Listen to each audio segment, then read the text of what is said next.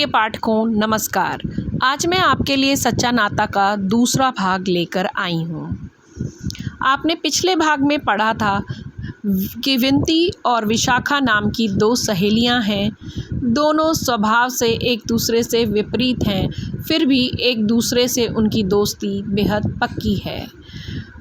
विंती और विशाखा एक ही साथ एक ही कोचिंग में पढ़ती थीं और दोनों जब कोचिंग पहुंचती हैं तो उन्हें वहां एक अजनबी लड़का मिलता है। तो आइए सच्चा नाता का दूसरा भाग शुरू करते हैं।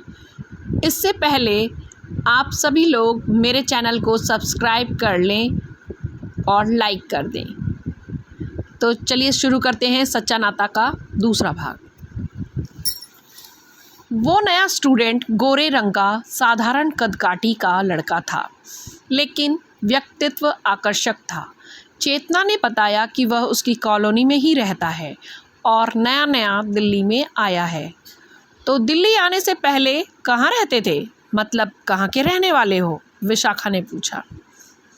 मैं हिमाचल प्रदेश के ऊना शहर का रहने वाला हूँ, उसने सहजतापूर्वक जवाब दिया।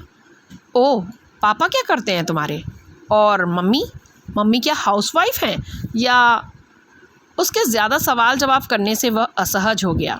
यह देखकर विंती ने विशाखा को टोका। अरे क्या तू भी इंटरव्यू लेने बैठ गई उसका? फिर उस लड़के की ओर देखकर बोली, सॉरी, डोंट माइंड। ये विशाखा ना बातें करने की बड़ी ही शौकीन है। विशाखा भी झेंप गई। सॉरी, मैं तो बस ऐसे ही। नहीं, इसमें माइंड क्या करना, वह विंती से बोला। फिर विशाखा की ओर देखकर उसे जवाब दिया, वैसे मेरे पापा एक प्राइवेट कंपनी में जॉब करते हैं और मम्मी हाउसवाइफ ही हैं। उसने ये जवाब इस तरीके से दिया कि चेतना और विंती दोनों हंस पड़ी और विशाखा मुस्कुरा कर रह गई। हालांकि उसे विंती और चेतना की हंसी चुभ रही थी। विंती और विशाखा जब जाने के लिए आगे बढ़ीं तब वह लड़का पीछे से विशाखा के पास आया और उसे रोककर बोला, तुमने मेरा नाम नहीं पूछा? अब विशाखा खींच गई और बोली, नहीं जानना है मुझे, ओके बाय। अरे तुम तो नाराज़ हो गई, वो बोला। विशाखा उसे अनसुना करके आगे बढ़ चुकी चेतना और विंती के पीछे तेजी से बढ़ने लगी। वो पीछे से फिर बोला, सुनो तो, मेरा नाम नीलेश है। वह गुस्से से पलट कर बोली, आई डोंट केयर। नीलेश ने उसे हैरान होकर देखा और बोला, अरे, और फिर हंस दिया। विशाखा गुस्से में पांव पटकती हुई विंती के पास पहुंची। तब तक चेतना अपने घर की ओर जाने के लिए मुड़ चुकी थी। विशाखा विंती पर गुस्साते हुए बोली, आज से तुम मुझसे बात मत करना विंती। विंती भी हैरान होकर बोली, क्यों, क्या हुआ? क्यों क्या? उस चेतना और नए स्टूडेंट के आगे ज़्यादा होशियारी करने की क्या ज़रूरत थी? मैंने होशियारी क्या की? क्या अनाप शनाप बोले जा रही हो? अनाप शनाप बोल रही हूँ मैं? अच्छा, ये बताना क्या ज़रूरत थी नीलेश के सामने कहने की कि विशाखा तू भी क्या बेचारे का इंटरव्यू लेने बैठ गई?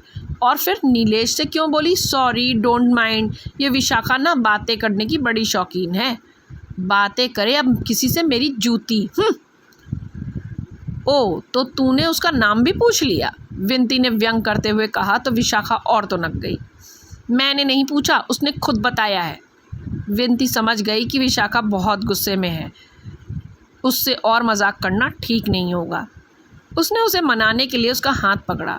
अरे छोड़ना, मैंने तो यूं ही कह दिया था। जब तू पूछताछ करने लगी तो वो पता नहीं क्यों असहज सा होने लगा, तो मैंने बात ख़त्म करने के लिए कह दिया। मुझे क्या पता था तुझे बुरा लग जाएगा। विशाखा अब भी मुंह बनाए थी तो विंती फिर बोली, अच्छा सॉरी, अब तो गुस्सा थूक, चल तुझे मोमोज़ खिलाती हूँ। नहीं। अरे यार, मान भी जा। क्या मान जा? तू जानती है मैं बाहर का खाना पीना कम ही पसंद करती हूँ। अगर मेरा मूड ठीक करना है तो पहले अपने घर पर ले चल और ख़ुद बनाकर भेलपूरी खिला। उसकी बात सुनकर विंती कमर पर हाथ रखकर खड़ी हो गई और उसे घूरने लगी। विशाखा मुस्कुराने लगी क्योंकि वो जानती थी कि चाहे विंती पढ़ाई लिखाई में कितनी भी गंभीर हो, पर थी चटोरी। बाहर के जंक फूड उसे बहुत भाते थे। इसके विपरीत विशाखा को घर का भोजन ही पसंद था। विनती भले ही चाइनीज़ फूड और चाट पकौड़े की शौकीन हो और घर का खाना बनाना भी न जानती हो, पर भेलपुरी बहुत स्वादिष्ट बनाती थी। विनती विशाखा को अपने घर ले गई। उसकी माँ विशाखा को देखकर बहुत खुश हो गई। अरे विशाखा, तुम भी आई हो आज तो? जी आंटी, मैं अभी आई हूँ, नमस्ते। खुश रहो बेटा, बहुत अच्छा किया। बैठो बैठो, मैं अभी तुम दोनों के लिए कुछ खाने पीने के लिए ले आती हूँ। रहने दो मम्मी, इसे मेरे हाथ की भेलपुरी ही खानी है, तो मैं ही बना कर लाती हूँ। अच्छा, थोड़ी चाय भी बना ले फिर। ठीक है मम्मी, ये कहकर विनती किचन में चली गई। मीरा आंटी ने विशाखा के पास जाकर धीरे से कहा, आज तो हमारी लाडो रानी चाय बनाने के नाम पर ज़रा भी नहीं तुनकी। विशाखा हंसकर बोली, मेरी थोड़ी नोकझोंक हो गई थी आंटी, तो मैंने रूठने का नाटक किया, इसलिए अब मनाने के लिए वो सारे काम करेगी। ओहो, बड़ा भरोसा है अपनी सहेली पे। हाँ, तो पक्की सहेली है वो मेरी, विशाखा गर्व से बोली। पर नोकझोंक क्यों हुई थी? मीरा आंटी ने पूछा। अब विशाखा हिचकिचाई। वो बस ऐसे ही आंटी, हम तो लड़ते झगड़ते ही रहते हैं और एक दूसरे के बिना रह भी नहीं पाती हो दोनों, है ना? मीरा आंटी ने कहा। तभी विनती ने चाय और भेलपुरी की प्लेट लाकर मेज़ पर रखी और बोली, बिल्कुल, हमें कोई भी इंसान और सिचुएशन अलग नहीं कर सकती है ना विशु? यस, कहकर विशाखा ने भी उसकी हाँ में हाँ मिलाई। मीरा जी दोनों को इस तरह चहकते देख प्यार से दोनों के सर पर हाथ फेर कर बोली, नज़र ना लगे तुम दोनों की दोस्ती को, हमेशा खुश रहो। ओ आंटी, सेंटी ना हो आप, ये लो भेलपुरी खाओ। उसने चम्मच से मीरा जी के मुंह में भेलपुरी खिलाई। विनती के घर कुछ देर समय बिताने के बाद विशाखा वहाँ से अपने घर जाने के लिए निकली। यूँ तो उसका घर बहुत दूर नहीं था, लेकिन तब भी पैदल जाने से 10 से 15 मिनट लग ही जाते थे। रास्ते में उसे बहुत महसूस हुआ कि कोई मोटरसाइकिल से उसका पीछा कर रहा है। वो थोड़ा भयभीत हुई और तेज कदमों से चलकर अपने घर की ओर बढ़ने लगी। आज की कहानी यहीं तक।